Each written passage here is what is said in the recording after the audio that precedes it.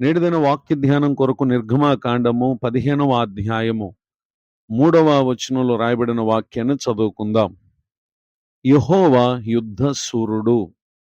యెహోవా అని ఆయనకు పేరు. చదవబడిన ఈ వాక్య భాగంలోని దీవెన నా ప్రియులకు మీరందరూ పొందుదురుగాక. వాక్య ధ్యానం కొరకై ప్రార్థన. ప్రేమ కలిగిన మా తండ్రి, మీకు వందనాలు. నేడు చదవబడిన ఈ వాక్య భాగం ద్వారా మీరు మాతో మాట్లాడి మమ్మలను బలపరచండి. యేసుక్రీస్తు నామమున ప్రార్థిస్తున్నాను తండ్రి, ఆమేన్.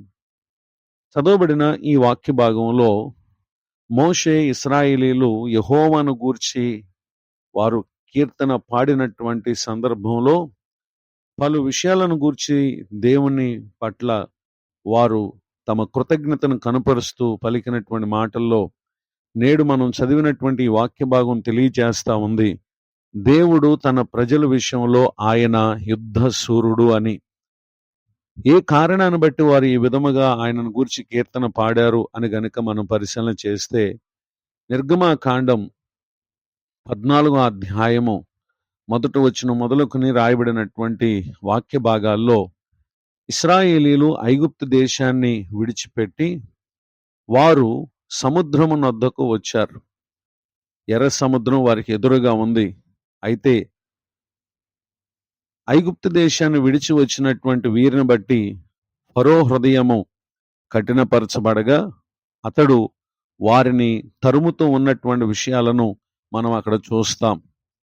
ఆ సందర్భంలో ఇశ్రాయేలీలు 14వ అధ్యాయం 10వ వచనంలో ఫరో సమీపించుచుండగా ఇశ్రాయేలీలు కన్నులెత్తి ఐగుప్తీయులు తమ వెనక వచ్చుట చూచి మిక్కిలి భయపడి యెహోవాకు మొరపెట్టినటువంటి విషయాన్ని చూస్తున్నాం.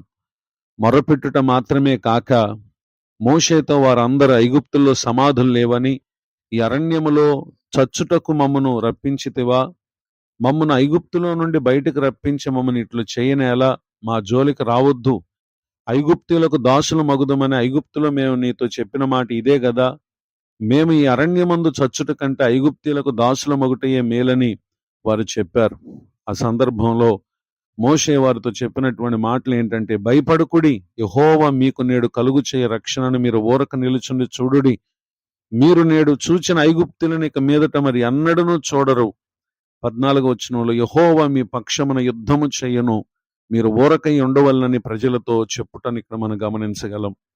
ఈ మాటలన్నీ పలికిన పిమ్మట ప్రభువారు మోషేతో, నీవు ఎలా నాకు మొరపెట్టుచున్నావు, సాగిపోవుడని ఇశ్రాయేలుతో చెప్పుము అని ప్రభువారు తెలియపరుస్తూ తన చేతిలో ఉన్నటువంటి కర్రని ఎత్తి ఆ సముద్రం వైపు నీ చేయి చాపి దాన్ని పాయలుగా చేయము అని అన్నప్పుడు మోషే ఆ విధముగా చేయగా సముద్రం మధ్యను ఆరిన్నేల ఏర్పడింది. ఆ ఆరిన్నేల మీద ఇశ్రాయేలు అందరూ కూడా నడిచి అవతల ఒడ్డుకు వెళ్ళిపోయారు. అయితే వీరు వెళ్ళుట చూసినటువంటి ఐగుప్తీయులు కూడా వారిని తరిమే క్రమములో వారు కూడా సముద్ర మధ్య భాగానికి రాగా ఆరిన్నేల కాస్త తిరిగి మరల తడినేలగా మారి సముద్రం చేత వారు అక్కడ ముంచబడి చనిపోయినటువంటి విషయాలను తదుపరి వచనాల్లో మనం చూడగలం. ఇలాంటి ఆశ్చర్యకరమైన సంఘటన చూసినటువంటి ఇశ్రాయేలీలు వారు యెహోవాకు భయపడి యెహోవా యందున ఆయన సేవకుడైన మోషే యందును నమ్మకముంచిరి అనేటటువంటి విషయాలను నిర్గమాకాండం 14వ అధ్యాయం 31వ వచనంలో మనం చూస్తాం. పరిశుద్ధ గ్రంథంలో రాయబడినటువంటి అనేక సంఘటనల్లో దేవుడు తన ప్రజల పక్షముగా ఆయన చేసిన ఆశ్చర్య కార్యాలను మనం గమనించగలం. ఈ మాటలు వింటున్నటువంటి నా ప్రియ సహోదరి సహోదరులు, దేవునికి మొరపెట్టండి. ఎంత మాత్రం కూడా మీరు భయపడే పరిస్థితులను బట్టి దేవుని గురించి అనుమానం పడక, సమస్యలు ఎంత పెరిగినప్పటికీ వాటి యందు మరెంతో విశ్వాసాన్ని మనం కనుపరిచే వారంగా ఉన్నప్పుడు ప్రభువే మన పక్షమున యుద్ధం చేస్తారు, మనకు జయాన్ని ఇస్తారు. ఇటు దీవెనలకు నా ప్రియులకు మీరందరూ ప్రతి విషయంలో పొందాలని కోరుతూ ప్రార్థిస్తూ ఈ మాటలు ముగిస్తున్నాను. ప్రార్థన. కృపగలిగిన మా తండ్రి, వందనాలు. నేడు విన్న ఈ మాటల ద్వారా మా ప్రియులలో ఉన్నటువంటి భయము, ఆందోళన, పిరికితనము సమస్తము తొలగించి తమ పక్షం యుద్ధం చేసే మీరున్నారనే ధైర్యం వారికి దయచేయండి. కృంగిన వారిని, దుఃఖితులను ఆదరించి ఓదార్చండి. దైవజనులను వారి పరిచయను దీవించండి. నూతన సంవత్సర దయా కిరీటాన్ని దినం పొందిన మా ప్రియులను ఆశీర్వదించండి. మీ కృపా క్షేమములు నీ బిడ్డలకు సమృద్ధిగా దయచేయమని యేసు క్రీస్తు నామములో ప్రార్థిస్తున్నాను తండ్రి. ఆమేన్. తండ్రి కుమార పరిశుద్ధాత్మ దేవుడు తోడు నడిపించునుగాక. ఆమేన్.